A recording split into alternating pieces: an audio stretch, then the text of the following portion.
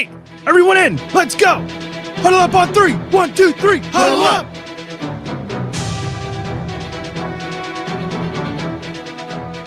You all know what you have to do. Remember, no one, and I mean no one, comes into our house and pushes us around.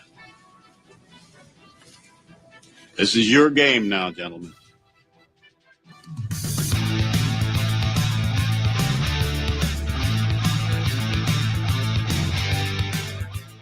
Chris Davis takes it to the back of the end zone.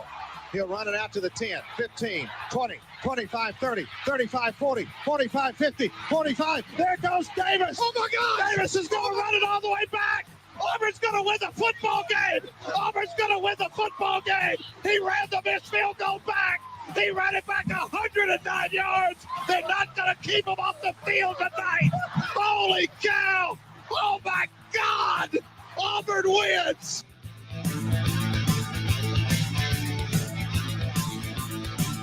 This could be a sentence that a month ago would sound incomprehensible.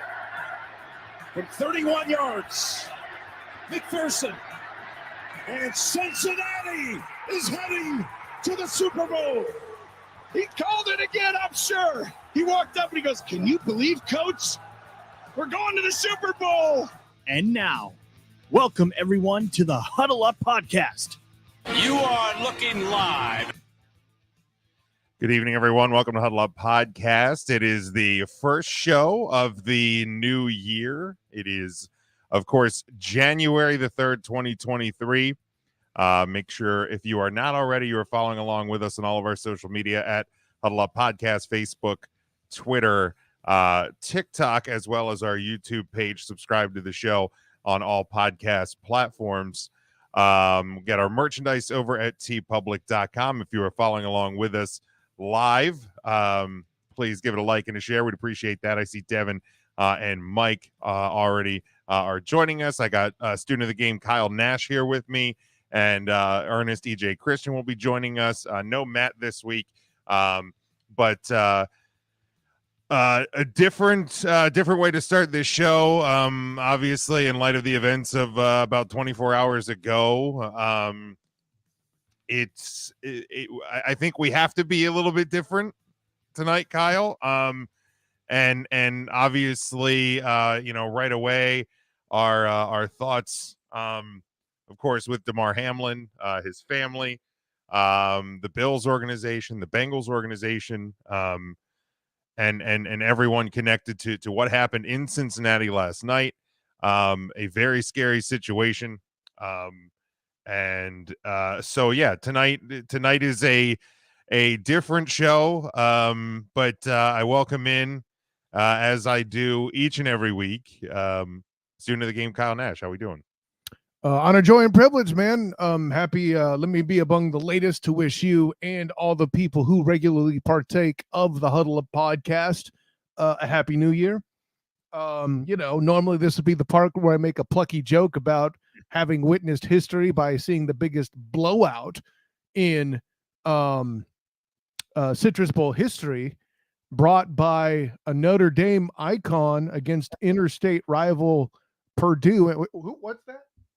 Oh, that's right. Brian Kelly was coaching LSU. It's so confusing because he beat LSU in the Citrus Bowl in the past, and now Jim and Matt hate him, and so does EJ because he's an Irish fan now. It's just very confusing. I'm just happy to see Brian Kelly get a win over an opponent, a sound win over an opponent that he should have. As a Notre Dame fan, I can't relate, but nonetheless, congratulations to Brian Kelly, and I hope those ground Cheetos tasted good Cheez-Its tasted good at the end of that game. A sound victory, sir, for context. For context. Highest offensive point total in the Bowl's history. Highest offensive production in the Bowl's history. Longest interception return in the Bowl's history. And they call it largest point differential. Let's put that ish right. Biggest blowout. Yeah. In Citrus Bowl history, which, by the way, includes the days like in the 60s and crap where the Tangerine Bowl was the name of this mother hunter, okay? That is the domination that took place. And oh, by the way, the kid that that didn't sign on with him was going to play the position that Mason Taylor, who scored a touchdown as well. You know, that thing that you and Matt regularly mock him about? Yeah, he scored a touchdown in the game too. Just like I said, I can't relate to a Brian Kelly coach team dominating a bowl game against a lesser opponent, but hey, you couldn't relate to Pitt either because they had a bunch of opt-outs and lost tremendously. But Notre Dame, the actual Notre Dame, not joking Notre Dame, had a bunch of opt-outs and won against a very hot South Carolina team, man. Listen, big time. You really beat the Cox, and that's what I expect from you and your fanhood. A big time comeback win for the Irish. Yeah, absolutely. It was a nice way to close out 2022. But I do want to. I just saw this come across. Let me pull it up here. This is from soundboard. Well, you got to do everything. Sorry. Yeah, I'm working on it. Do we get the breaking? I can do one quickly. There we go. This is from NFL Network reporter Cameron Wolf. He says, just spoke with Dorian Glenn, Damar Hamlin's uncle, who said his nephew is on a ventilator but has improved to 50% oxygen needed after being at 100%. Still sedated, but main focus is recovering to breathe on his own and healing his lungs. Of course, NFL Network, I'm sure, has coverage of this as well as ESPN and everywhere else pretty much around the clock. But that is definitely is a promising sign for sure. Yeah. Given where we were, last night and overnight and throughout the day. So, yeah, like the any encouraging news is great to hear at this point. So, well, Kyle, I mean, do we proceed as normal? Like, I feel like it's almost like strange to go like good, bad, and ugly from the weekend that was, because a lot of that's already written for us. You know what I mean? The bad is obvious. The good, I would say, overall is the fans' response and the donations pouring in to Hamlin's charity. Ugly, or just how some idiots will responded to this. Yeah. But do we want to proceed with that, or do we want to skip that this week? I'll kind of levy that to you, and I know as the host I should probably take that wheel and decide myself, but I will lend to you as well. Well, see, I'm somebody who, despite whatever you may say when it comes to EJ Christian and his bad arguments, I am somebody who is capable of compromise. This week, here on the Huddle Up podcast, maybe we should call it the second good, the second bad, and the second ugly, because we all know the first is done accounted for here. I know I'm saying this to you now so you don't have time to update any graphics or anything like that, but I don't know that you had anything this week. So that kind of writes itself. But I will do this as a public service, like, by the way. So just to make sure that this element of misinformation doesn't continue to get spread out there, the New York Times called the incident as a head and neck trauma. There was no blow to the head. Right. There was no blow to the head. There was no blow to the head.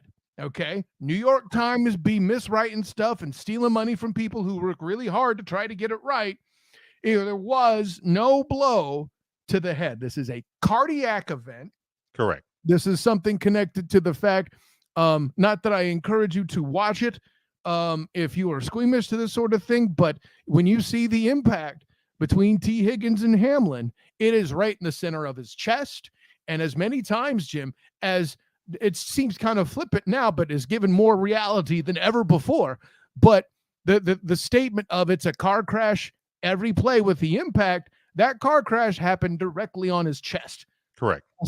The cardiac event. When you put it together like that, definitely not hard to believe. So yeah, this was not an impact to the head, just in the name of getting it right, just in the name of showing people that we aren't spinning it to any sort of other issue that's come up with player safety and any of that. That's something I feel like that needs to be stated out there. And for the love of God, don't make it about vaccines. Don't be that guy. I'm going to say it because I know Jim wants to, but yeah, don't be that guy. Don't be that guy. Yeah, that's you know, fortunately, maybe it's my own echo chamber that I've created. I haven't seen I really haven't seen much of that, but I know for a fact it is out there. So yeah, don't be that person at all, because that is nothing to do with what occurred yesterday in Cincinnati. So but yeah, I won't hit the sounder, but let's do the second good, the second bad, the second ugly. And I will start. You kind of led we kind of led into it, but it is the comeback coming from behind of 21-7 deficit in the Gator Bowl for Notre Dame, and to cap off, look, they that season could not have started worse. The Marcus Freeman era could not have started worse. I mean, a loss to Ohio State. Everybody expected them to lose to Ohio State, but then what happened the following week, I don't think anybody expected. And then you also lost a game to Stanford that, to me, is probably the worst loss of the year, because that one really shouldn't have happened. Like the Marshall one, yeah, shouldn't have happened either. But like, whoa, that's weird. Like, wait. Like, here's the deal. Okay, I understand why you balk at that, but like Marcus Freeman is an Ohio State alum. It's his first game. You're on the road, big environment. Everything that led from Brian Kelly leaving to Marcus Freeman getting the job, you go through a month of preparation and all of that. Then you lose the bowl game. Then you have a whole off season to get ready for this Ohio State game. You go in there, you kind of hang with them for 3 quarters. You end up kind of getting blown out in the second half or in the fourth quarter. There's a disappointment factor, and you just kind of came out. It's your first home game, a lot of emotion in that one, and Marshall showed up, punched you in the mouth, and I think Notre Dame just got frazzled by it. Marshall. It should not have happened, but like in hindsight, a 14-7 loss to that Stanford team at that point of the season really should not have happened. And to me, so like that's the one that is more for. So like that's your third loss of the year. You end up like, because I remember talking to you guys, like looking over the rest of that schedule at that point. I'm like, okay, Clemson's a loss, USC is a loss. You got to beat Boston College and Navy, and there was one other one in there to even get to 6-6. They rattle off, the win against Clemson that nobody saw coming. Yeah, that was awesome. And finish the regular season at 8-4 after starting 0-2. You come from behind in a bowl game with opt-outs of your best players on both sides of the ball, right? And a quarterback that hasn't played a snap since week 2. And you celebrated that removal too, by the way. Well, I mean, not that you shouldn't, Jim. I mean, here's the deal. Tyler Bruckner nobody is going to pretend that he is the greatest passer in Notre Dame history. I'll say that. But like, he's a great runner, and that's something that Drew Pine couldn't give. I'm hopefully optimistic that there will be well, I mean, Pine's gone. He's to Arizona State, but that Buckner is not going to be our starter next year. But yeah, I mean, kudos to him for coming back from the shoulder injury and kind of walking into somewhat of an impossible situation. And yeah, they recovered and they got a big win to close out 9-4, and actually turn this into a pretty positive first season for Marcus Freeman. So it would be yet another opportunity in my vision to see something that Notre Dame and comedy have in mind. Timing. It was the timing of the loss. Correct. See how I did that? Correct. I see what you did. I see what you did there. My good. Well, I'm going to do a 1A and 1B first. Well, I'm going to do 1AB and 1C. First of all, if you're a true Notre Dame homer, your good should be USC losing to Tulane in the Cotton Bowl, you jackwagon. What kind of Irish are you? Well, I wanted to leave that one for you, Kyle. Well, I'm pretty sure Matt would have done it if he were here, but props to him. I appreciate him not being here tonight and throw him props nonetheless. And I always appreciate when EJ's not here for a completely different reason. No.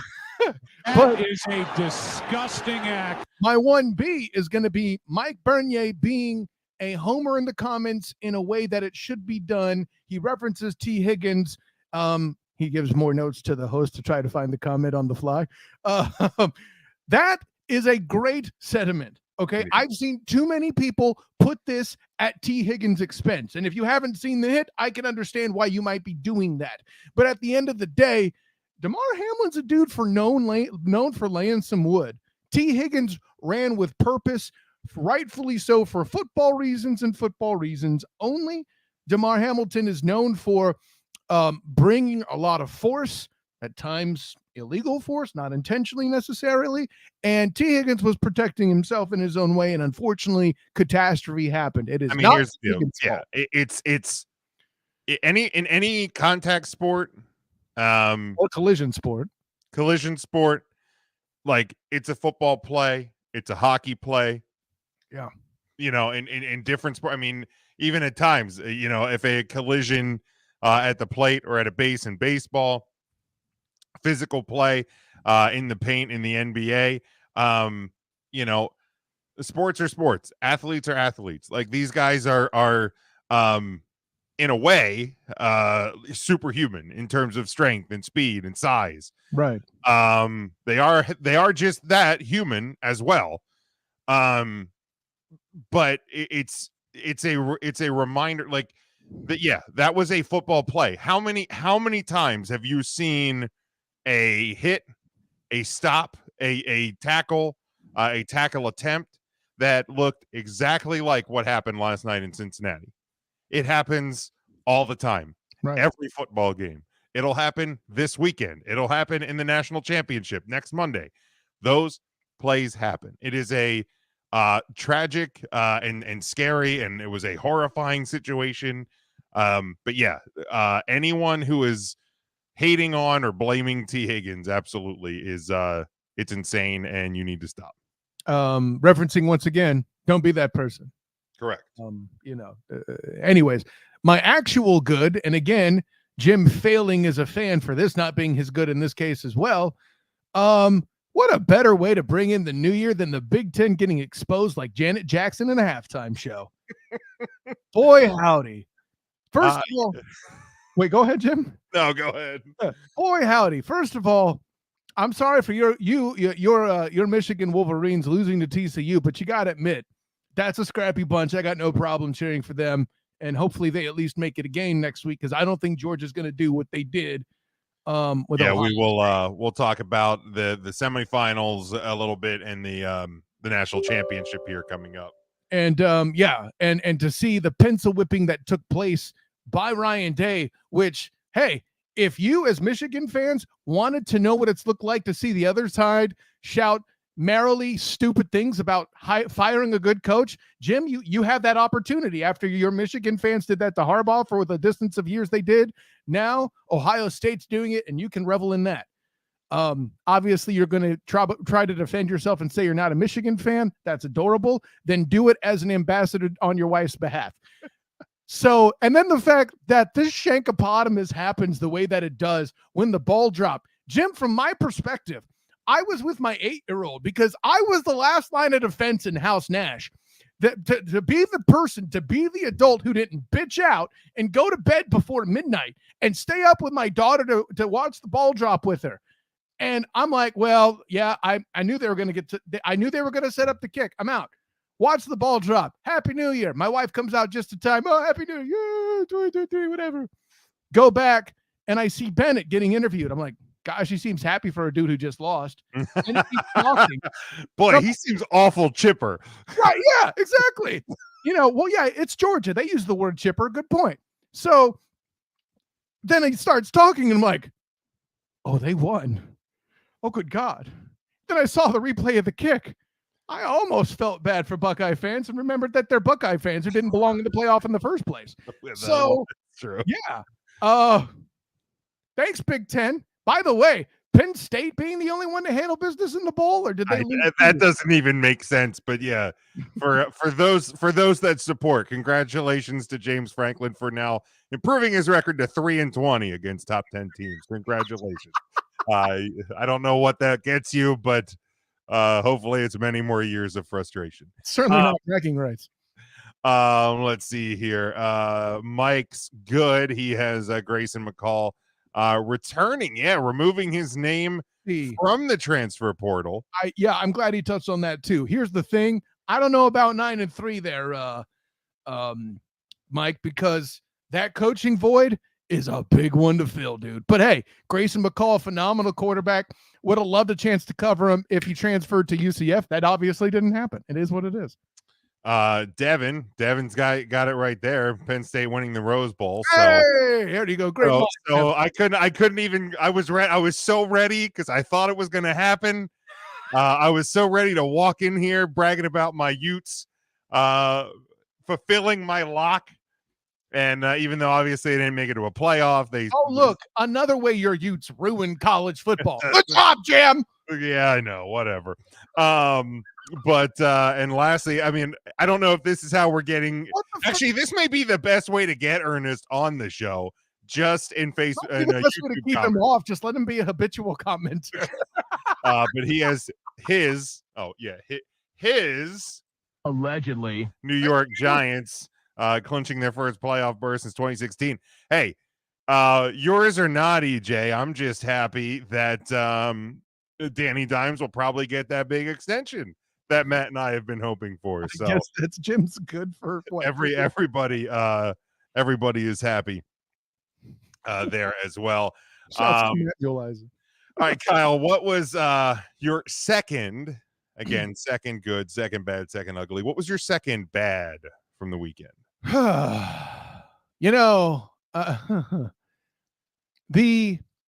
And I shouldn't gripe about this because this may serve me well one day. What with UCF going to the Big 12, but my bad is representatives in Orlando Bows specifically, but in general, 6-6 bowl teams. Good God, holy good gravy! I sat through literally the biggest blowout in Citrus Bowl history because you let this happen with an alleged West Division winner, but they weren't the 6-6 team I'm talking about. Oklahoma. I don't care if you're Oklahoma. I don't care if you're almost an SEC team.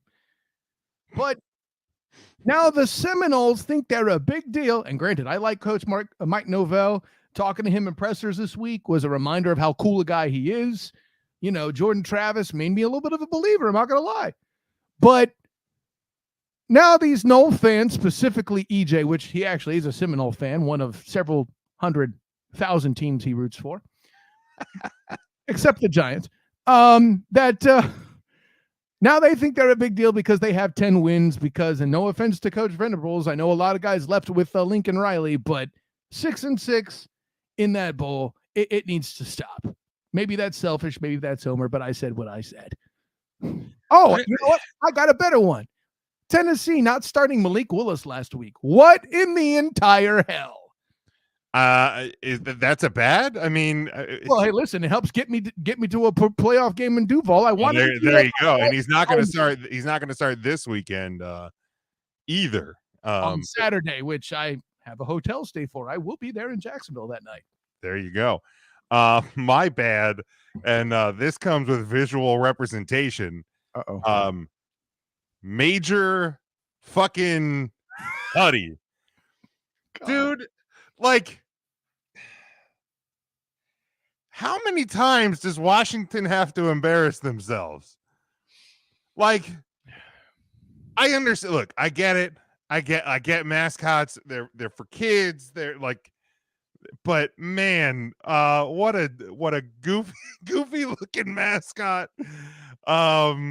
It's a sillier name. Just yikes. Just an absolute yikes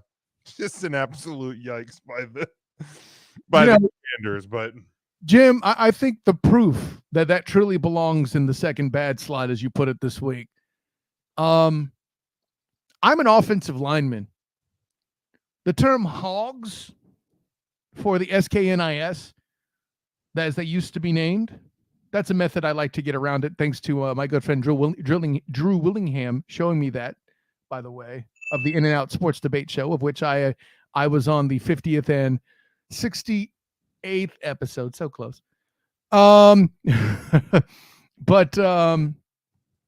or no, 62. Details. Punchline's this. You tributed offensive linemen with that, and I'm even repulsed.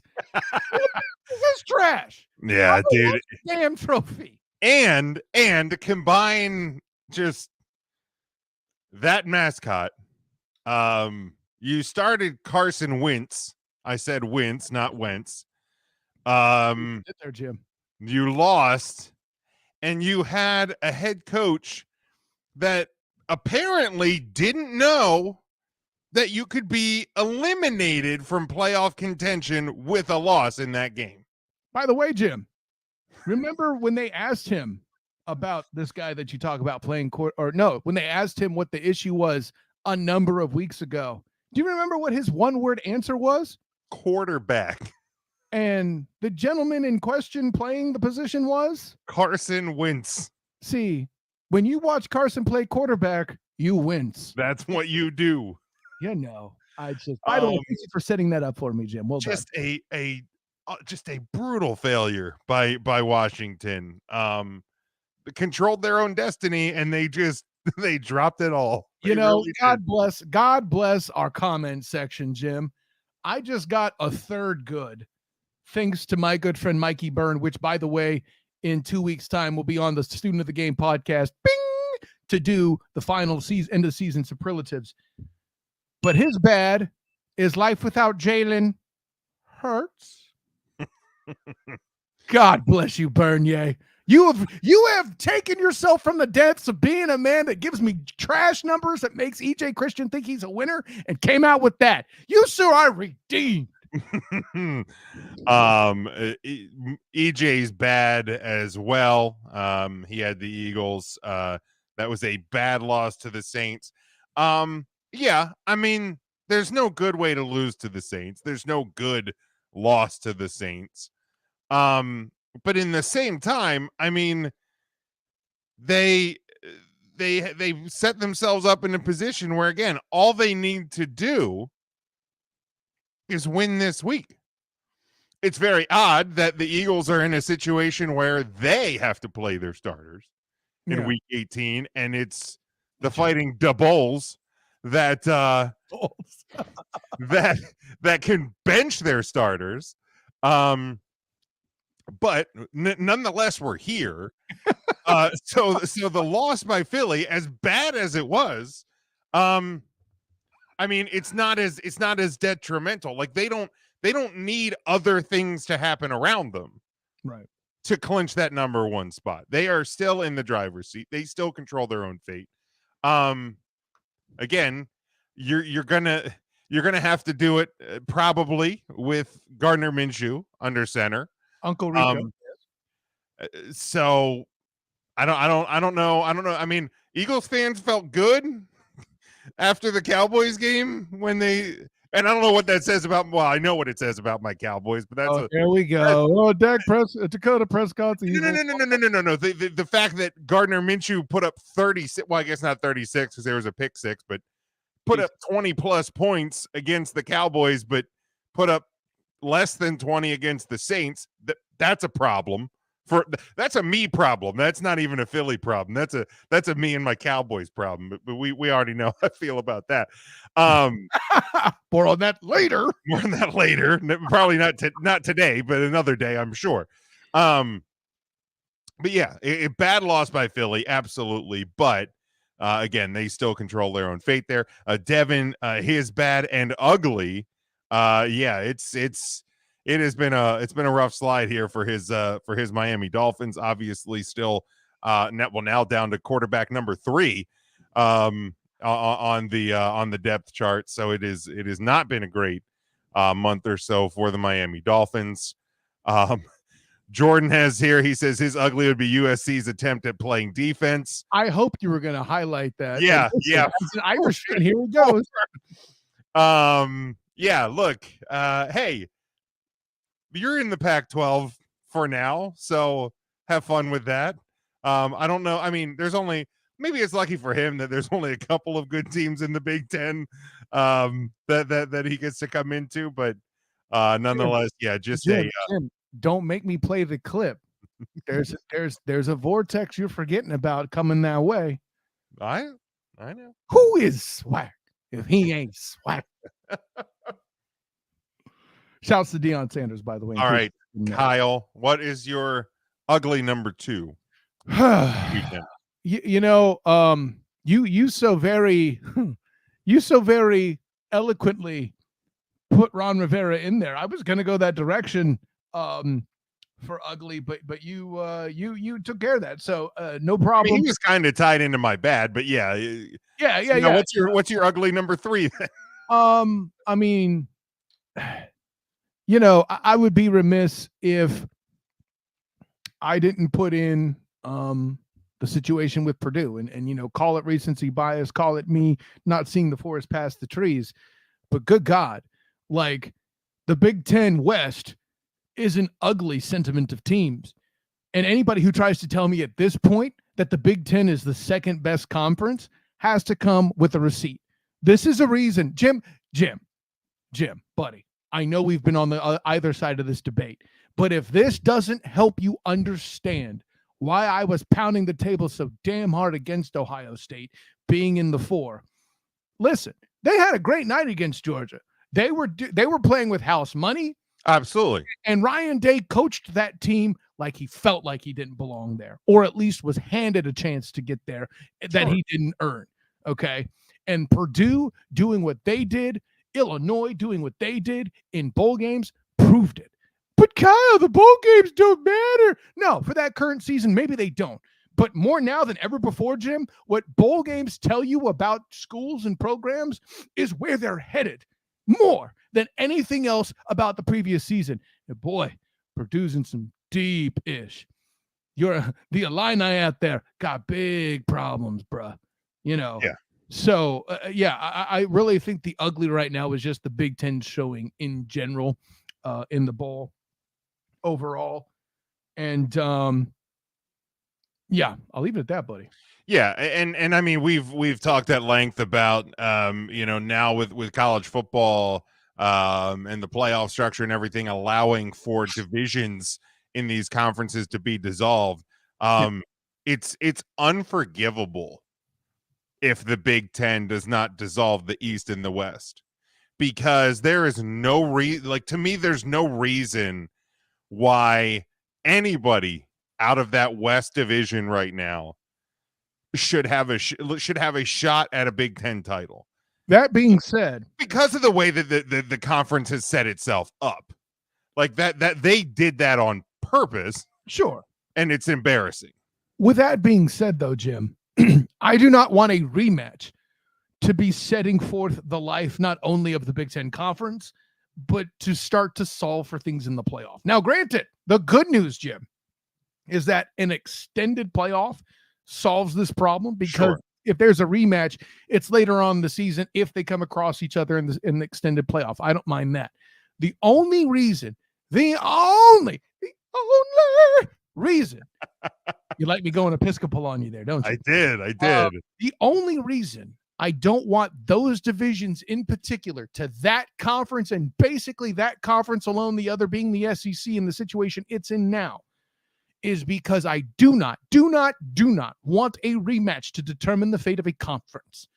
I don't know why that bothers me. It just does. Maybe I'm the problem. You don't have to agree with me. That's just where I live. No, that's fine. I also, because I don't, especially because right now, as it stands here, January 3rd, 23, right.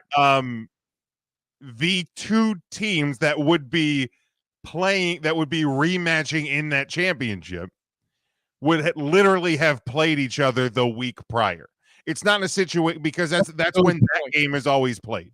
It's not like Michigan and Ohio State play each other to start the month of October. The two teams are different. They come back and they play again in a conference title game at the end of November, beginning of December. These two teams literally play the Saturday after Thanksgiving every year. But in the name of continuing compromise, as we've done with the second Good, Bad, and Ugly to account for other issues, here is my compromise with you, Jim Neese. Big Jim Sports. Bing. You like that? From now on, the new tradition is, and they'll never do this because they're pansies, but the new tradition, your Michigan Wolverines and the Ohio State Buckeyes now open the season for each other every year. New tradition. Yeah, that obviously, that I highly doubt that will ever change. Pansies. But also, I think maybe there's some hope here that, with the addition of at least USC, because I'm not going to give UCLA that until I actually see more development of that program under Chip Kelly, that USC will add a wrinkle to that conference. That hopefully, I mean, I know that the Big Ten has to be hoping that Matt Rule in Nebraska and Luke Fickell in Wisconsin and Brett Bielema's whiny fat ass in Illinois is going to change something in that conference.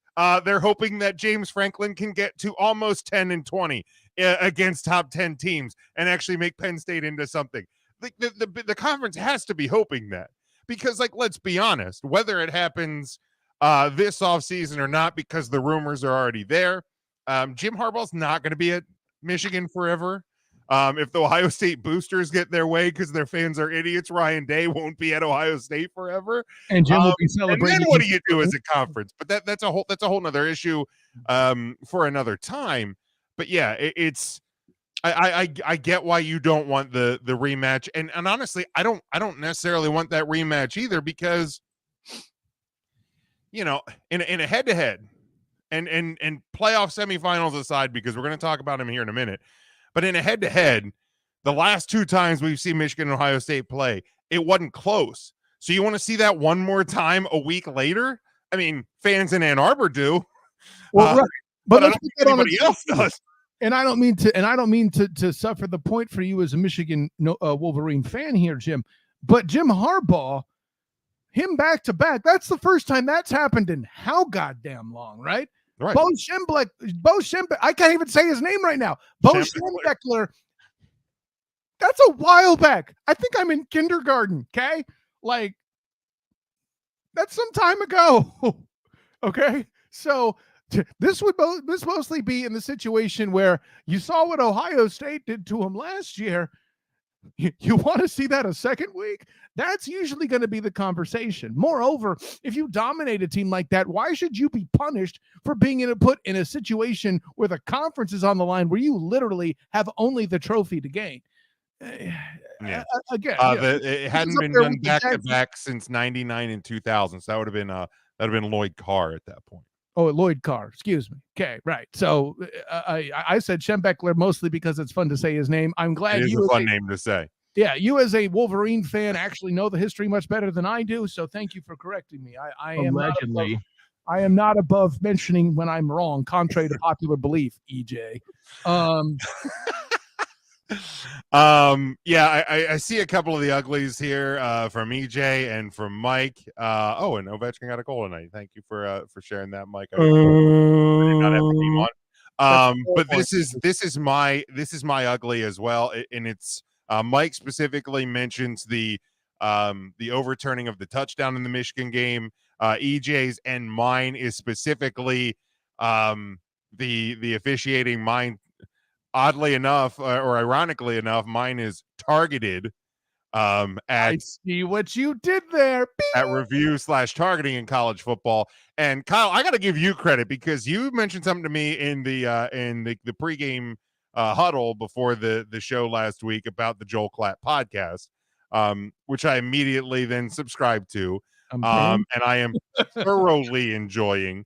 Joel Klatt, if you're a podcast listener, I would definitely echo what Kyle recommended to me last week.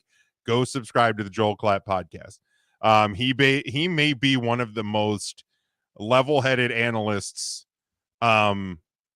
out there right now. That's a good a fantastic listen. His previews and recap. But he calls it straight as it is. The review system in college football is broken. If you are going to overturn that touchdown, there was no reason to overturn that touchdown. There was nothing indisputable. In both semifinal games, the overturning of targeting,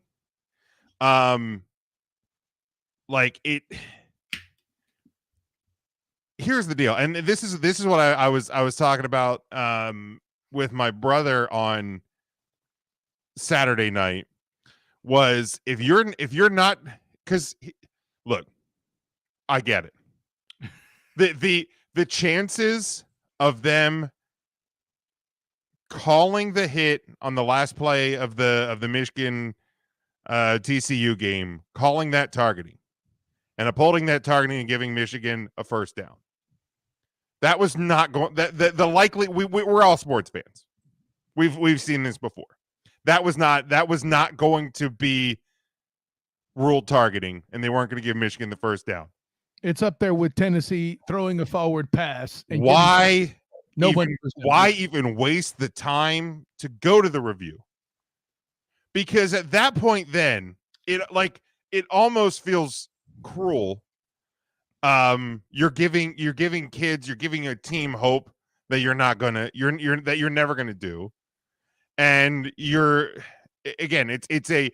it's a broken system. There was one thing that Klatt said in the podcast when he was talking about the semifinals that I 100% agree with, that the system of conference officials needs to go away, and there needs to be a national base of officiating. Nice. And I've kind of said that for years, and I'm happy to hear somebody on that level saying it. But yeah, it was. Look, I don't know if Michigan wins the game if that touchdown is upheld, but I know that 14-10 is a much different game than 21-3. Yes, because TCU went down, made it 21-3. Again, that second half was insane. There's no way to say that second half wouldn't have been just as insane if that touchdown is held up. But I don't know how you can look at that piece of video for 6 seconds. By the way, how many times have we watched a college football game this season and sat through like a 20-minute replay, which is way too long? But that one in a semifinal game took about 6 seconds to overturn, and I'm like, how?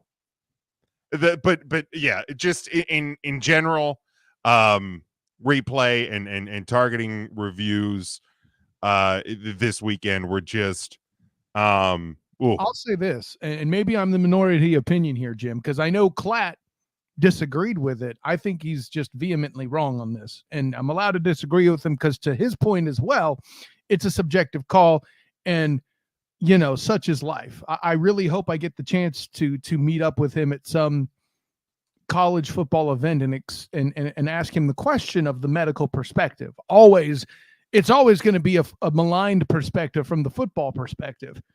But targeting is done from the medical perspective, not the football perspective. That's the reason why everybody hates it. And listen, man, I get it. I ain't even mad at it. I kind of hate it myself, but I'm uniquely, rooted in healthcare throughout my family as a professional, and in my day job craft, used to perform business intelligence and data analysis in healthcare. So I'm rooted in that mindset. That all being said, I believe the overruling of the targeting call for the hit on Marvin Harrison Jr. was correct. The contact in my opinion, did not warrant a targeting call. Now, if Ohio State fans want to say to Georgia fans, you would have been screwed if Marvin Harrison Jr. didn't get hurt. You know what? You're absolutely right. There's no middle ground on that. Yeah, no, and I mean, Klatt mentions that as well, like that if Harrison's still in that game, I don't think we're talking about Georgia in the national championship. By the way, those who are Joel Klatt fans like Jim is now and I have been, me saying, and rightly so, is definitely a shout out to Joel Klatt. For sure. It's up there with Lee Corso in Not So Fast, my friend. But yeah, definitely was a wild weekend, and let's continue on here. We can look back at the semifinal games. I mean, I think to me the biggest storyline of them I just covered in my ugly. So and I know you kind of touched at length on Ryan Day and the job that Ohio State did in that game, obviously falling short. Here's my only / final thoughts to not get crazy long-winded on it. Ohio State played their best game of the year. Georgia played their worst game of the year. Ooh. Or pretty damn close to it. Georgia survived. That's what champions do. And I look, in terms of the Fiesta Bowl, yeah, the replay thing was a huge, and it's unfortunate because TCU showed the hell up. Probably more than the majority of people watching that game ever expected. More than any other team in the damn tournament, Jim. Let's call it right. Absolutely. I don't think anybody saw that coming because I even leading up to that game that day, it was the Ohio State line was moving in Ohio State's favor. It had started, I think it started as high as 8 and was down to 5.5. Damn. The Michigan line never moved. Right. Like, I think the prevailing belief was just, look, TC, it's a cute story, Big 12 team, but like we've seen Big 12 teams in this spot before, right? Can I tell you whose fault this is, Jim? It's Oklahoma's fault for the bed, as EJ always puts it on this show. It's Oklahoma's fault that line didn't move. Oh, nicely done, Jim. By the way, we might make an SEC fan of you yet, Jim. Keep talking like this. Oh boy, don't try that. But again, we the dark side. We have cookies. I like cookies though. But we've seen this before, right? We've seen this with the Big 12. So I don't think anybody expected that. And all year it was Michigan's the best team. Michigan and Georgia are the best teams in college football. And why would we have anything different, right? So I don't want to take credit away from TCU and what they did in that game because they were faster and they hit harder. Then they wanted it more, right, Jim? You can make that argument. Absolutely. To you and your Michigan fanhood, obviously, but I also think, and this again, I feel like I'm just singing the praises of Kyle or of you and / Joel Klatt here because you turned me on to the guy. Acknowledge me. But he and I agree with this. The Michigan coaching staff is going to be sick to their stomach watching that film because there was a lot of opportunities for them. The Philly play, and just go listen to the podcast because I'm not going to try to go into the deep analysis that he does. Jim, which podcast are you talking about? The Joel Klatt podcast. But also, even after the overturned touchdown, like there was opportunities in that game where I think the coaching staff failed Michigan. So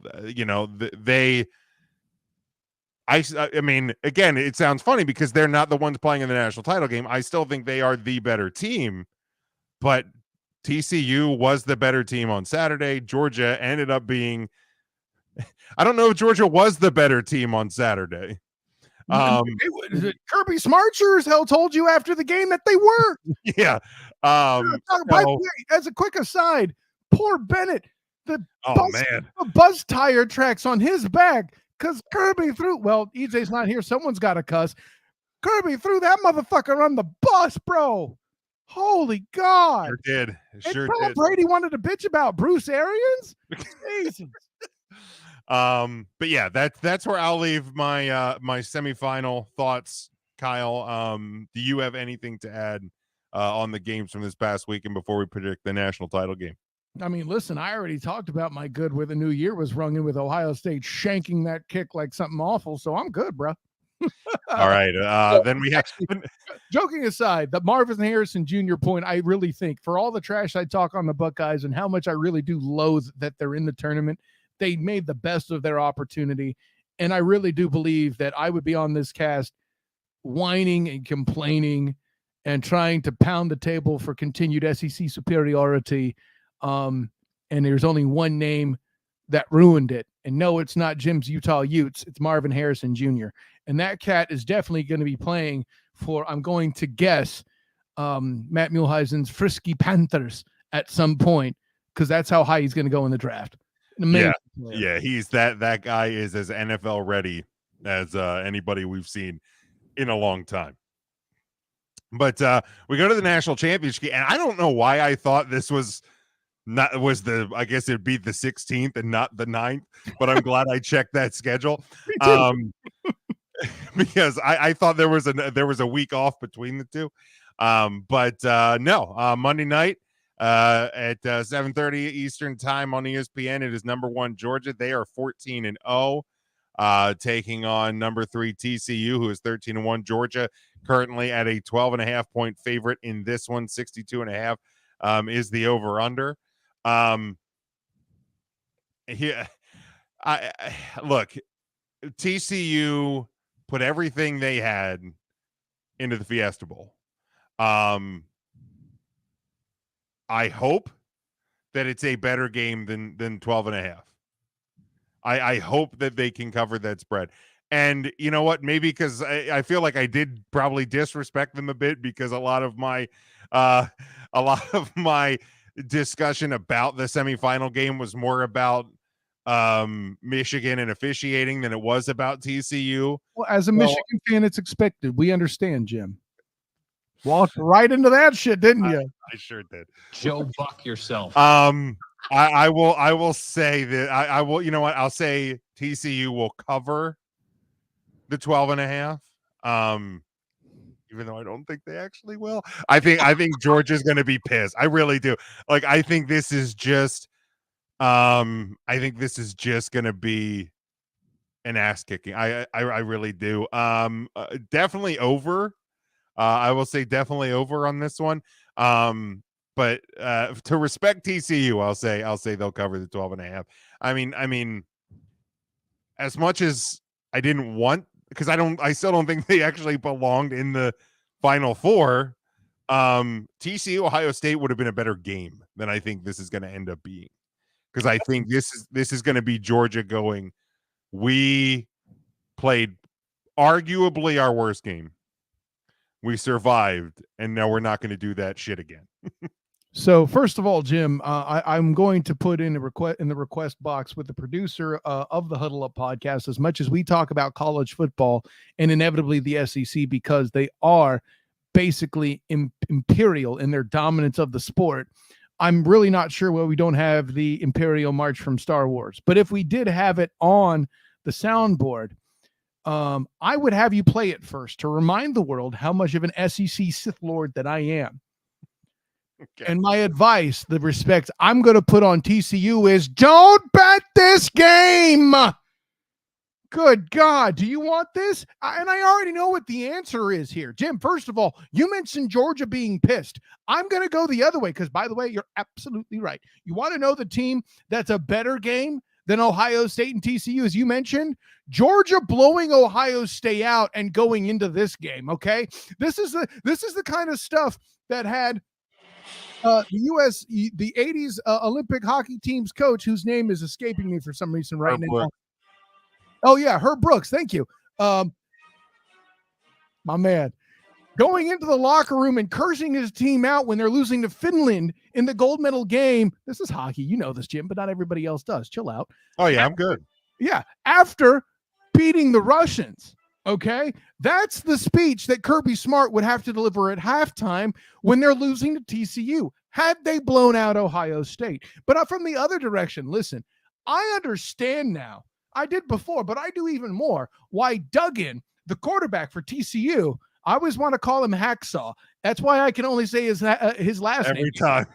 I don't want to call him Jim by mistake. I have one beautiful, sexy Jim that I'm doing this show with. It's okay. Despite his Michigan fanhood. So build him up and knock him down, bitches. No. But appropriate.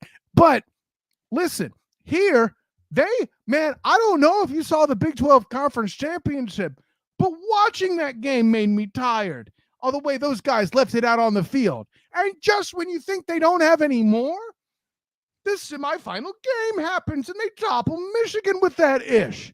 You expect me to believe they could do that a third time? Hell also, no. They don't have 3 weeks to get ready for Georgia. Also correct. Thank you, Jim. But hell no. But you know what? Still not betting this ish. You know what I'm betting? Hell no. Yeah, exactly. You know what I'm betting despite Tracy Morgan's warning? Death taxes in the over, just like my dude Bernier has in the comments. 5 for fighting. Bing. Absolutely. Look, man, like I get it. You're rooting for the Horned Frogs. And that's Mike's prediction. I'm sure there's a lot of people that will. I'm not allowed to. So go Dogs. Go Dogs in this one. Absolutely. Why are you not allowed to root for? I genuinely don't understand that.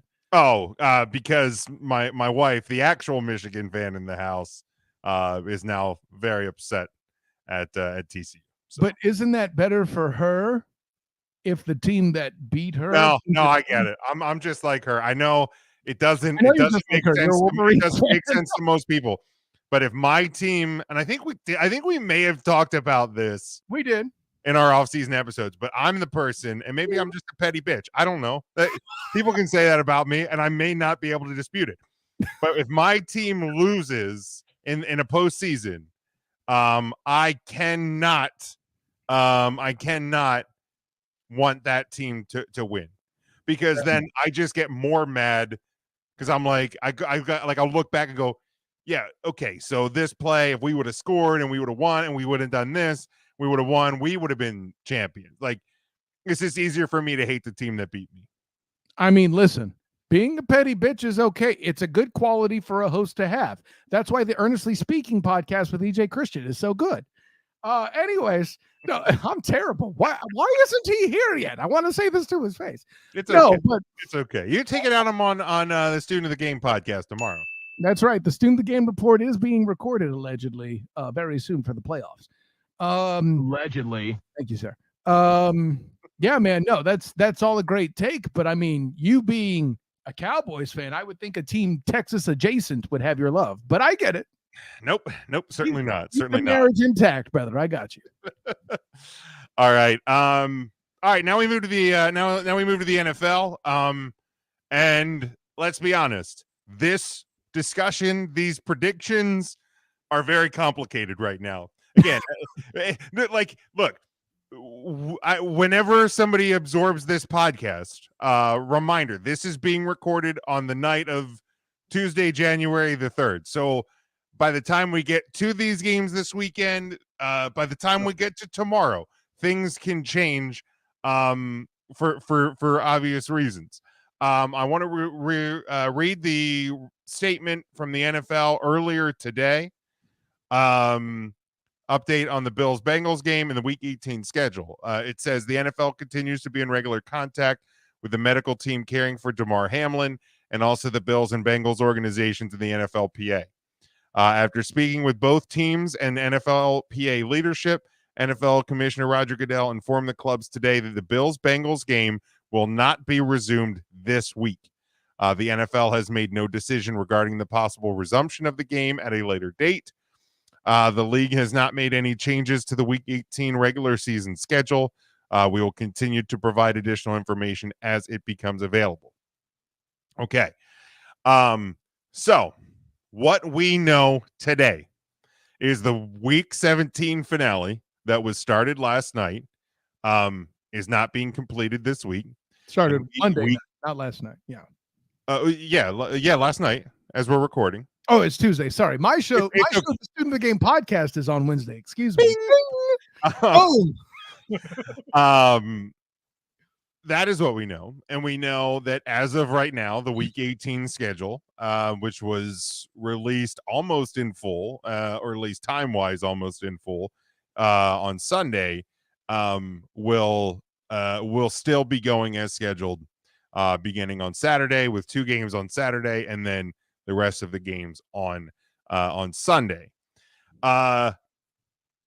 So we were kind of discussing, because normally, as we've been doing over the last couple of weeks, we've been talking about the playoff picture and who's in, who's out, how's it going to change, and as we've been discussing throughout the day, the obviously very serious situation,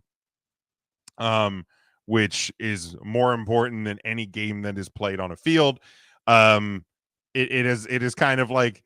It has definitely changed how we normally do things on this show every week.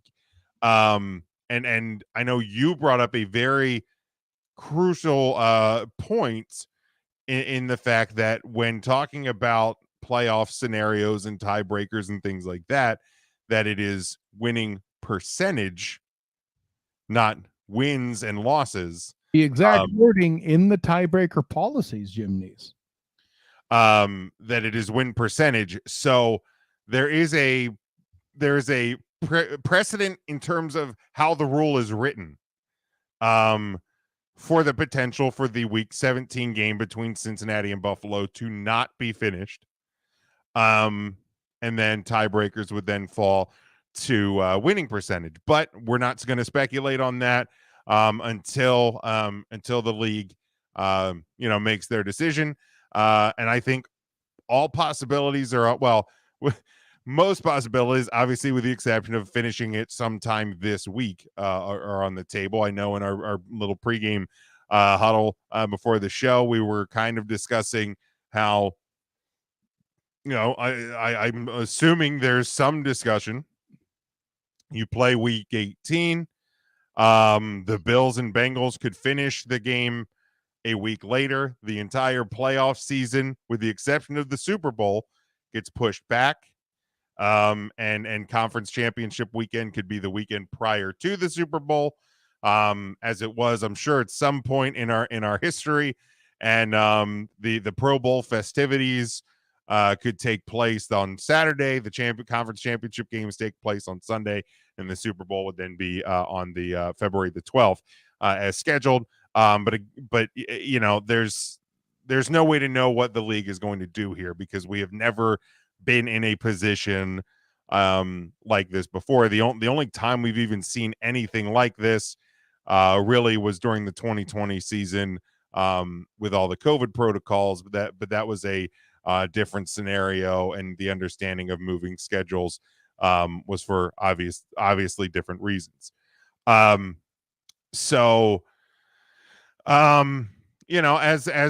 we look towards this final week of the season, Kyle, we know that there is a division championship game in Jacksonville, really on Saturday.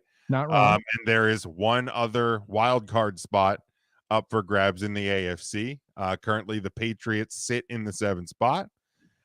In the NFC, there is one playoff spot up for grabs. That is the number 7 wild card spot. Seattle currently in the position, but there is seating to be had on both sides. I don't have the graphic, because there isn't a graphic to be had this week because of what happened yesterday. But and that's right. Sorry, Mike. Cincy and Baltimore is also for the North. So they don't play each other, but no, they do play each other. My bad. So yeah, there's the North title game there as well. Thank you, Mikey B. Do you foresee anybody but New England and Seattle taking the 7th spot. I think we'll start there. I think otherwise our predictions will kind of take hold, but what do you see happening either way? I absolutely see both teams having a very interesting scenario in front of them, right? So in the case of the Seahawks, how are they finishing the season? Playing the Rams against a team who, oddly enough, as one of the only teams in the NFL to have this problem, have struggled. Yes, they won. It was 27-23. So I have no idea what to think as they battle Baker Mayfield and company, which in and of itself is completely confusing. Yeah, that's a good way to describe it. Yeah, I'll put it this way: I'm not ready to be sold on Geno Smith.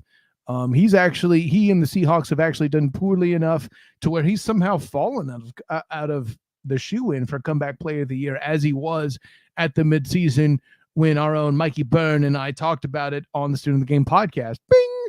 But I'm going to make this bold statement, and it may seem callous, but that's where I live right now in the analysis space. The Pats are playing the Bills. This is only going to go one of two ways. They're either going to be inspired or they're going to be deflated. There's not really a middle ground. I'm betting on the latter based on the human drama I witnessed on Monday. And it's unfortunate. It is what it is. The Bills will still be a playoff team, but I do not think they'll be the number 1 seed after this weekend. And the Patriots will hold at the number 7 spot, just as I predicted, by the way, leading into the season. So that's going to be interesting there. That being said, the game I'm watching on the NFC, that may have implications. Your boy Aaron Charlie Rodgers battling Man Campbell, doing his best to keep his kneecaps from getting bitten off. That, I think, will decide your 7th seed. Yeah, I think so too. Seattle. It was a cute story. I mean, I shouldn't even say it. That it was a wild story to see them move on from, a Hall of Fame caliber quarterback that won them Super Bowl, and as much as I hate Pete Carroll, a Hall of Fame caliber head coach, and you go, nah, we'll be all right with Geno Smith. And for a while, it actually looked like they were. First half of the season, Jim. Yeah, I mean, for a long while, it looked like they were. All of a sudden, the bubble has kind of burst a little bit for them, and they're struggling to find themselves on the back half of this season.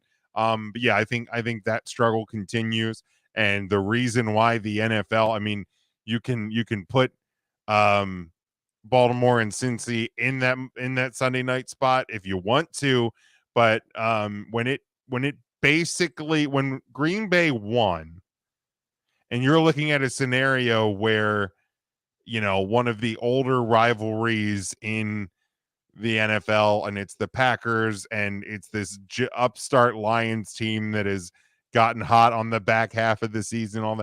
There was no way that Lambeau Field was not going to be the closing setting of the 2022 NFL regular season. There just wasn't. And yeah, I agree with you. I think that game, and we'll predict it here in a minute, is going to determine the final and the NFC playoff spot. Again, seeding still to be had. Philly hasn't locked it up. Between the Niners, Eagles, Vikings, and Cowboys, there is still movement to be had on Sunday, as well as some movement between Kansas City, Buffalo, Cincinnati, and Baltimore. So nothing is locked. But yeah, unfortunately, I kind of tend to agree with you as well, Kyle. Agreeing with you isn't unfortunate. It's the safe position, baby. Well, I mean, it doesn't provide the best discussion when a lot of times especially when talking about the NFL, in certain segments, we are yelling at each other or yelling about things. But yeah, I do tend to agree with you here that I think, and absolutely understandably, this is not going to be a position where the Buffalo Bills are in the mindset to play this game. Absolutely not. Again, we're sitting here Tuesday. Certainly hope the continued good news that we had earlier in the show continues to trend that way, and maybe the Bills can rally by the time we get to Sunday. But yeah, I think the Patriots are certainly going to be more football focused this week. It would logically seem. So I kind of do agree with you there, and then movement along the top as it will be. But let's see here. Devin says he thinks the last AFC spot won't be decided until the very last second. Yeah, I mean, I don't think anybody will doubt that. Yeah, for sure. So let's get to our predictions as we have.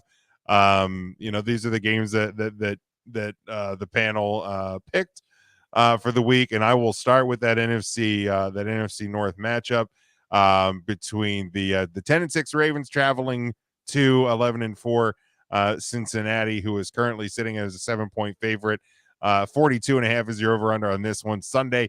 And now this is another thing to watch too, that the time of this game is still not to be determined, because it was going to depend on the outcome of last night's Monday Night Football game. So don't know when this game is taking place.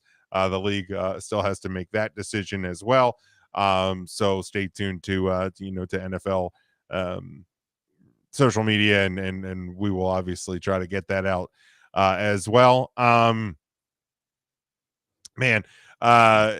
talking about the Bills and their mindset. Obviously there was another team with what took place last night that is certainly affected as well. I think it is going to be hard for Cincinnati to reset and focus on football for the week. But that said, I just don't have faith in Baltimore at this point, especially as of now. I don't know that Lamar Jackson is playing this week. That will be determined later on in the week. I think Baltimore may be able to cover the current 7-point spread. But Cincinnati wins this game, wins the division, and we'll see where they fall standing wise. But I'm actually going to take the under. I think this is not going to be a pretty game on either side of the ball. So yeah, Cincinnati wins, Baltimore covers, and the under. Here's the thing. Having gotten to meet and talk to Joey before it was cool and all that, and then seeing him at the Super Bowl in Los Angeles last year, covering that for the 3-point conversion, that he's uniquely qualified as a leader to get this group through all that.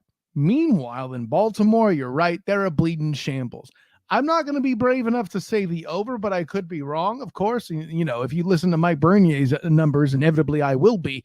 But yeah, I got the Bengals here. I think they handle business. I think they slide themselves into, I believe it would be the 2 seed based on that. So yeah. Yeah. All right. Ovechkin has another one, number 808 on his career. Mike, obviously being the big Bengals fan here, he has his Bengals and the over. Joey Burr houses the Ravens. Not about houses, but by the way, cue James Horner. Yes, that's the Homer reference. That is. And Devin has Baltimore and the over. Then we go to Jacksonville, 7-9, Tennessee, and should be a different team on paper than dressed on Thursday Night Football. against the Dallas Cowboys. Now that some, all, or most of their starters will actually be back in uniform. But the Titans travel to 8-8 Jacksonville, who's a 6.5 point home favorite. 40 is your over under. This one Saturday night, 8:15 Eastern Time, ESPN, ABC, ESPN Plus. Kyle, I will kind of lend this one to you first, my guy. You mean because I will be there covering it for the 3-point conversion in A7BN Sports? That's right. I will be. I have a hotel room and everything staying over. Good God. Here's the thing. I believe that the biggest problem here isn't necessarily any sort of health or any of that for Derrick Henry. It's starting Dobbs. Good God, why? But Kyle, Malik Willis didn't play good. Okay, sure. He's also the future of your bleeding franchise if your pick is to be believed. A. B. He can actually run the dang football in the meantime, and you can still be very creative on that front. I do not understand what's going on there. It's not often I question Mike Vrabel. It's about as often as I question Mike Tomlin, and I was right about that. Where's Lucifer? Get him in here about frickin' Kenny Pickett. I tried to tell you, but you wouldn't listen. Yeah, damn right. And I said the same thing about Music Silly Malik. But I appreciate your charity, Mike Vrabel, in taking my fat ass to a playoff game in Duval, baby. I have the Jags winning despite all the Playoffs? Correct. Yes. Listen, Jim Mora, teal is pretty close to your Ford blue. I'm just saying. But with all that in mind, yeah, listen, I even despite the issues with, 3 days difference in rest and preparation, I appreciate that. That is, in fact, an advantage. Such is life. But I have to take the Jags here. Trevor Lawrence has been doing great things. Their linebacker core in Tennessee hasn't suddenly got better, which was the key to Doug Peterson's pencil whipping of the Titans.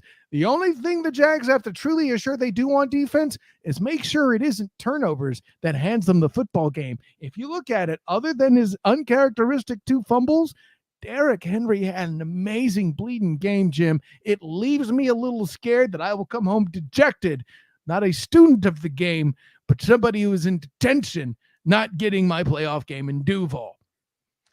Yeah, look, I understand that Tennessee was smartly resting a lot of players on Thursday Night Football, and look, Dobbs did a lot that I don't think the Cowboys were ready for. But I don't really get putting a guy who's been on your team for less than 10 days as the the guy picked to lead the charge for the division title on the road, in what should be, I would imagine, is going to be a pretty wild environment. I know when the Cowboys played there a couple weeks ago, it was a live crowd, and I would expect nothing less from Jacksonville this coming weekend. So I got to go Jags, man. I really do. They've been playing like the better team. Tennessee was winning the division because nobody else was for most of this season, right? Like, whether you thought it was going to be Jacksonville, whether you, like an idiot like me, thought it was going to be the Colts. Thanks a lot, dickhead. Like, nobody really thought it was going to be Tennessee. And then when Houston did what Houston predictably did what they were going to do, the Colts didn't do what a lot of people thought they were going to do, and Jacksonville kind of stumbled out of the gate. Tennessee was just like, nobody else wants it, I guess I'll do it. That's why I picked them to win the division. I didn't listen. I had the Jags at 6 wins. They've beaten that. They might actually turn around and make the AFC South a winning division winner, something we can't guarantee in the NFC. That's true. That is true. But it's also gross that there could be 2 division winners that are sub 500, but whatever. Also, while you're cheering for the Jags this weekend, Jim Neese. Also, absolutely. But yeah, I think it's Jacksonville. I actually think they covered the 6.5. And I think it's going to go over because 40 just feels like not a lot of points in the National Football League. Let's see. Mike says this one's for you, the student of the game. Give him Saxonville and the under. All right. You may say Saxonville, but in my opinion, and sorry, it's not hip to what everybody's saying, I think Travis Etienne's a big part of this game. Oh, I think so too. Yeah, I think he has been he has definitely been turning out to be what they wanted him to be when they took him. Making his case for comeback player of the year for you Giants fans out there who might be listening. All right, let's go to this one. We did kind of touch on this a little bit already. It is the 8-8 Patriots at the 12-3 Buffalo Bills, who are currently a 7.5 point home favorite. 42.5 is your over under. Sunday 1 o'clock on CBS. Yeah, I mean, obviously with what has gone on,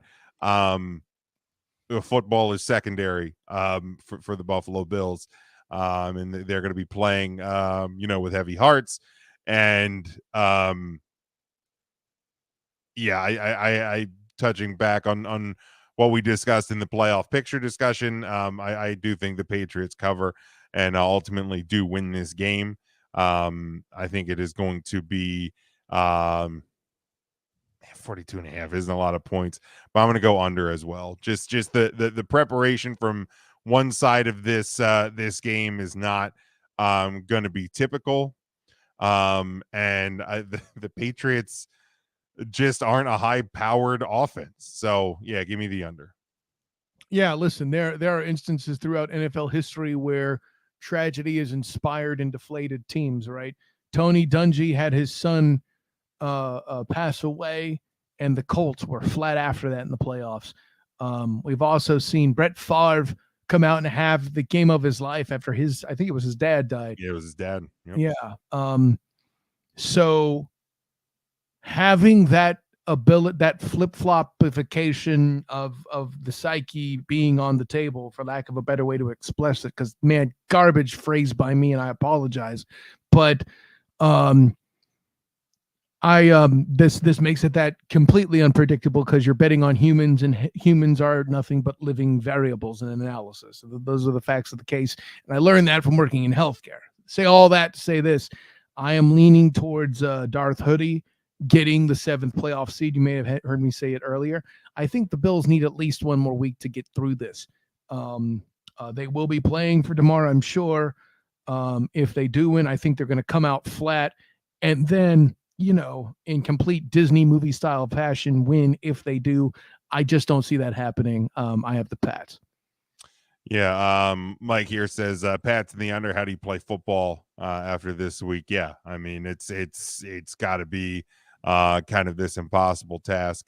Devin has the Bills in the under. He said he thinks if, Hamlin continues to improve and is doing well, the Bills could certainly go out and win the game for him. Yeah. Again, yeah, definitely a valid point. Again, as that's why next game on Tuesday, Jim. Yeah, no, as we're doing this live, we all know it's Tuesday.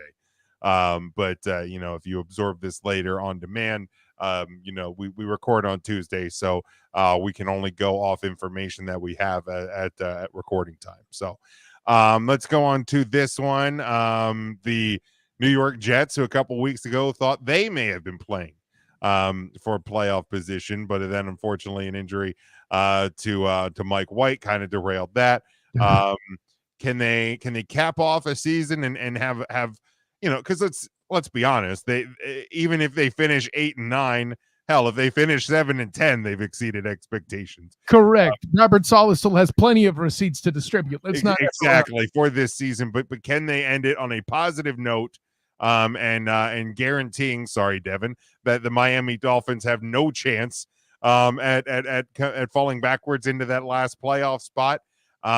This game is a straight pick 'em. There's no favorite at this point. So to the 7-9 Jets at the 8-8 Dolphins, 38.5 is your over under on this one. Bet the under. Sunday 1 o'clock on Fox.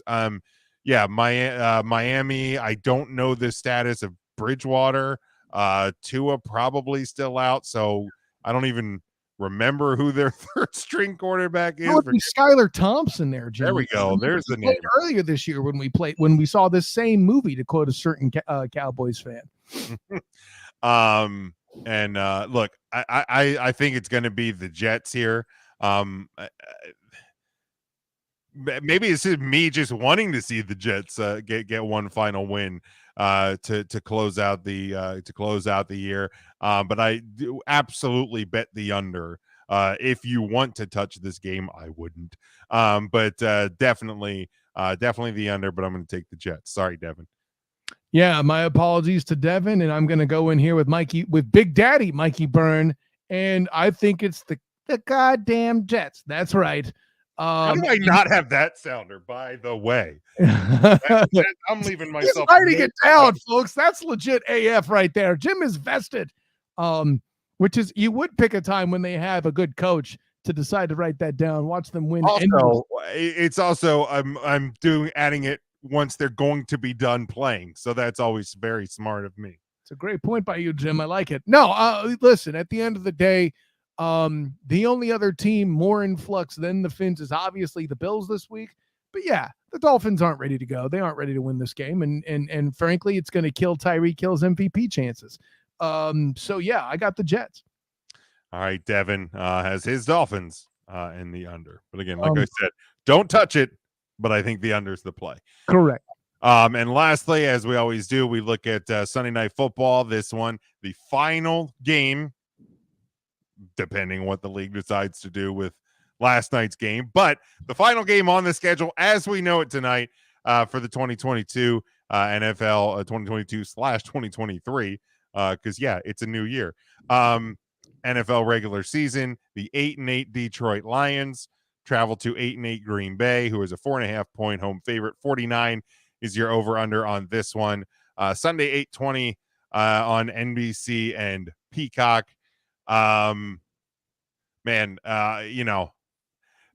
Personal feelings aside, this last month for Aaron Rodgers and the Green Bay Packers has been impressive. The Lions have stumbled at times through these last few weeks. They could have, let's be honest, they could have probably already had this thing locked up if they didn't stumble a couple of weeks ago. But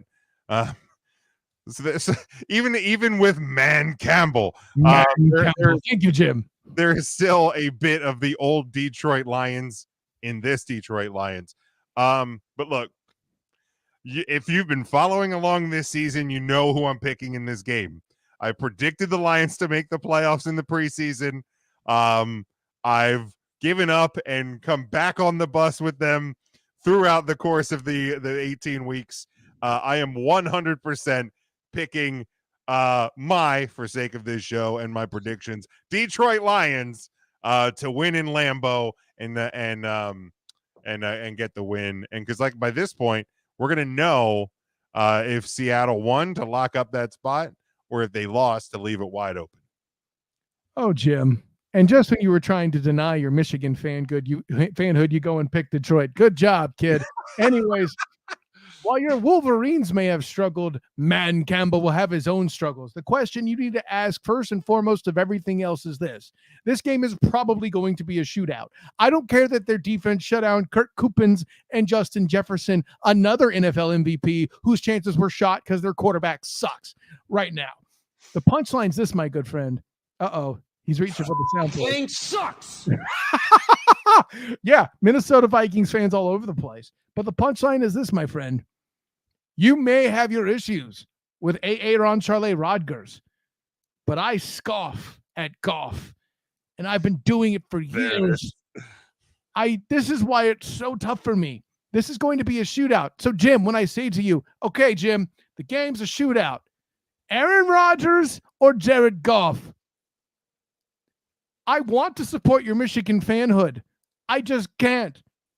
On Wisconsin, bitches. Rodgers. Ew. On Wisconsin. Ew. Luke Fickell is an excellent coach. I'm just saying. Gross. All right. Let's see here. Mike says, Campbell either punches a ticket for his team or cost A.A. Ron his shot. Give him the Lions and the over. Yeah, I'm going to take the over regardless in this one. Oh, yeah. All right. We are not this was a collective decision of the show. We are not, as much as we love dunking on EJ, even if he's here or not. Devin has Green Bay in the over for Sunday night. But we have elected to not do the power ranking segment. First off, because I started like putting mine together this morning before I even sent you guys the message, and I was like, how are we supposed to even do this? Right. I mean, like, obviously the situation with Hamlin and his health, but two of the probably top 3 teams, top 4, depending how you would have them set up. Perhaps 1A and 1B, Jim.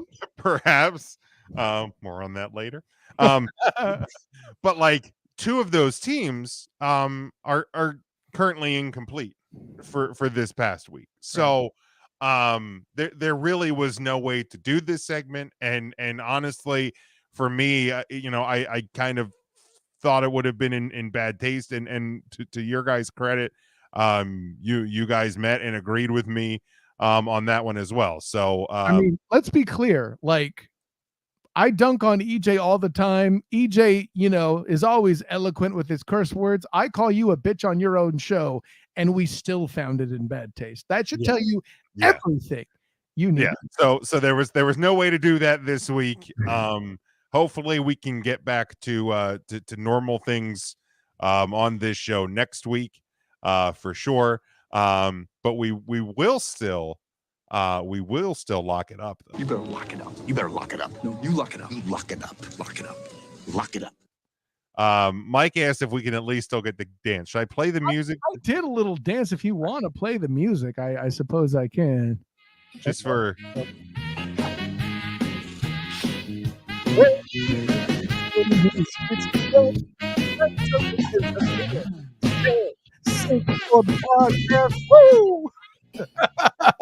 there we go. For Mike. All right, but as we do to close out the show each and every week, we are going to lock up one guarantee for this upcoming weekend. And Kyle, what is your lock for this weekend? That the next episode before the show is 5 minutes deep, Matt Muehlheisen will have dunked on EJ harder than he ever has before in pure withdrawal of not being here this week, because I know he would have liked to have, but he's not, and I understand why 100%. My lock, I'm just gonna do it. Kyle's going to do fall again, bitches. Woo! Oops, hit the wrong one. Lock it up. That would also be newsworthy, nonetheless. Let's see. Mike has his lock it up is the Bengals win the North, and oh boy, and TCU wins the national championship. For Christ's sake. Lock it up. Well, he also locked up Kansas State beating Alabama last week, so there's that. We all see how that worked out for Mike. But hey, best of luck to you. Devin has his lock of the week is somehow, because they are still alive, the Pittsburgh Steelers being the last AFC playoff team. So let me add to that lock. When that fails, no offense, Devin, you could lock it up that I'll be calling for Lucifer Morningstar. And look, my lock of the week is no different than my prediction in the Sunday Night Football game. Give me again, for the sake of this show and my predictions in the preseason. I said it. I got harassed here and at work for this prediction. And rightly so. Rightly so. Look, I have a coworker who lives 10 minutes outside of Detroit. And her husband heard about my prediction and verbally attacked me one day that I was crazy enough to make this prediction. And I've already said that. I told my wife this. I told her today. I said, if, and you know what? I'm putting it as when. Lock it up. When the Detroit Lions make the playoffs, I am buying him a Lions playoff shirt, and I'm sending it to them because that is how much I believed in them from the start. And damn it, make it happen, Detroit, please. I'll say this, Jim, and I mean no disrespect. I predicted them to win 6 games, and they've beaten that. So at this point, you're the smart one. There we go. Hey, I might put that on the board. But yeah, Devin says he could have locked up the Dolphins. Look, if I had to make the pick between Dolphins and Steelers at this point for locks, I'd probably go Pittsburgh as well. Who do the Steelers play? Let me pull it up. Wait a minute. I just picked the Jets to beat the Dolphins. So yeah, I guess I'm making that dream come true. Steelers host the Browns on Sunday. I think they win that game. So really, you know what, Devin? I apologize. Still keep losing for Morningstar ready next week, Jim. But he's always ready. You're on to something there, homie. Right? That's the joke. Yeah, Devin, you're on to something here, homie. I feel that. Yeah. So yeah, I mean, if now all of those games are in the 1 o'clock hour, as they should be, and the Dolphins, the Patriots, and the Steelers. So yeah, they won't be able to scoreboard watch. I think there's like 6 games this Sunday in the 4 o'clock hour, which like never happens. So it's going to be a fun red zone watch for once in the late half of the. You know what?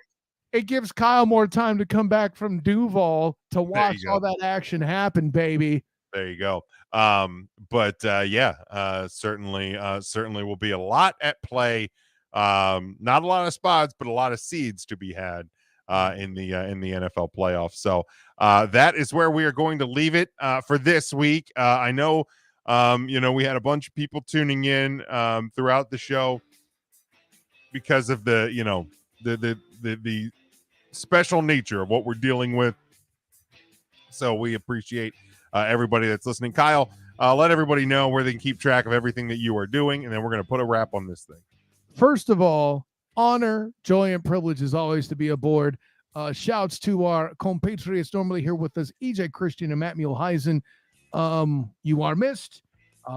It's still fun to do the show, but it's less fun without you. So thanks, gentlemen, for all you've done, and looking forward to celebrating the new year, to be among the last to celebrate the new year with you next Tuesday on the show. And Jim, thanks for being brave enough to have me as your sole co-host to start the year. I know that is a daunting task for any host. Of course, I am Kyle Nash, the student of the game. You can find me on Twitter at the SOTG. Find me on Instagram as the same, the SOTG. Check out my Facebook page, The Student of the Game. Of course, check out my work with the Black and Gold Banneret covering UCF football when it's happening, but basketball upcoming here. Of course, the UCF Knights men's and women's hoops squads, both very entertaining. Hey, listen, they were up 6 on Houston at one point, a legitimate Final Four contender coming out of the American Conference. You check these guys out, Jim. Taylor Hendricks is good. 5 weeks, Conference Player of the Week, dude. Come on. Anyways, and of course, my work covering the Jacksonville Jaguars with A7BN Sports and the 3-point conversion. All of that is a good time. I, of course, covered a lot of bowl games. We'll be at the Hula Bowl, by the way, a week from this Saturday, depending on the situation with Duval's playoff game, if it happens. But make sure you jump into the Student of the Game podcast. Got a promotion for the opportunity for some tickets. If you'll be in the Orlando area, January 14th around noontime there, we can get you tickets to the Hula Bowl. All you got to do is tell me through one of my social media DMs that you want to do the hula, and we'll work from there. Yeah, say, I want to do the hula in the message, and I will make sure you get hooked up with a pair of tickets. It'll be a good time all the way around. Of course, first come, first serve on that. And Jim, thank you for letting me promote that on your show out of nowhere. This is what I do, says Jim. But yeah, an honor, joy, and privilege any bit. And thoughts and prayers, of course, to Damar Hamlin, his family, the Bills organization. Love hearing the positive news that we've gotten so far.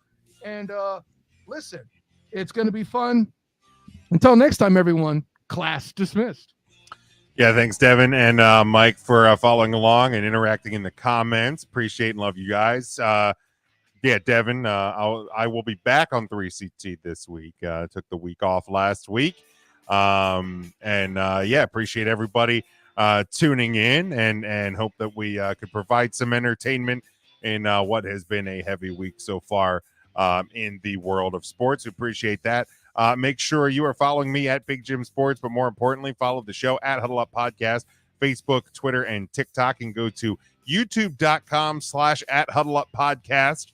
It's weird, I know, but YouTube has this new username thing, so you got to get that extra at in there. But it is, again, youtube.com/at Huddle Up Podcast to subscribe directly to our YouTube channel. Get your merchandise over at tpublic.com. May have a couple of new designs coming here shortly, but there's plenty to choose from. Get over there and get that. Subscribe to our show, Apple Podcasts, Spotify, Amazon Music, and all other podcast platforms. And until next week, I'll echo it again. What Kyle said, prayers to Damar Hamlin, to the Bills, to the Bengals, and everyone impacted by what happened in Cincinnati last night. Continuing to hope and pray for the most positive news coming out of that situation. But until next week, we hope that you have a great week. Stay safe, stay smart, and go for the win.